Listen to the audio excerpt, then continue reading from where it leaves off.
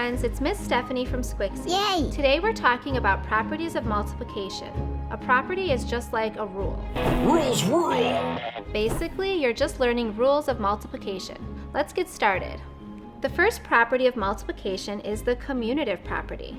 The commutative property shows us that the order in which factors are presented does not change the product. Let me show you. For example, 3 times 5 is equivalent to 5 times 3.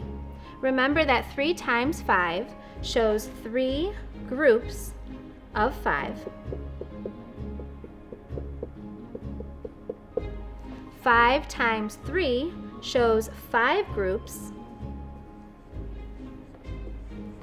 of 3.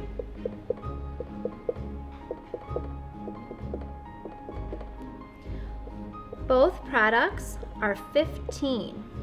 I like to draw arrows on the C to remind me that the order in which factors are presented doesn't really matter. That was the commutative property. Let's see what's next. The second property of multiplication is the associative property. The associative property shows how 3 numbers can be multiplied in any order and the product is the same. Let me show you. If I'm multiplying 5 and 2 and 4, I can choose to solve 5 times 2 first and then multiply by 4. I know that 5 times 2 is 10 and 10 times 4 is 40.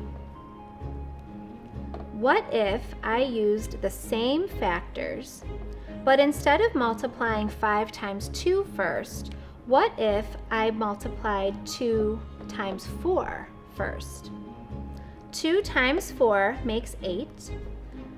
5 times 8 is also 40.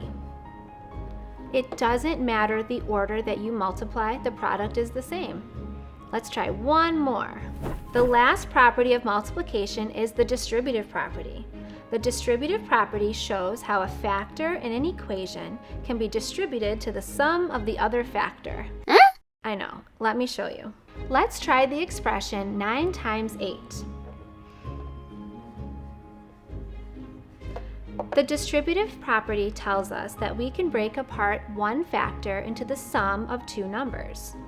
I know that 9 is the same as 5 plus 4. Now that I know that, I can create 2 smaller multiplication problems to complete. Now I can multiply 5 times 8 and add that to 4 times 8.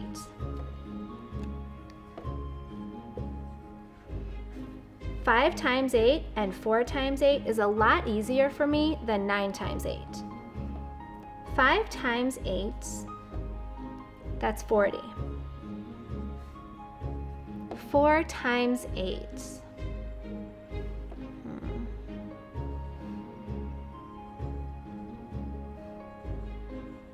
That's 32. When I add these numbers together, I get 72. 9 times 8 is 72. One thing that I like to do at the very end is make a pizza slice.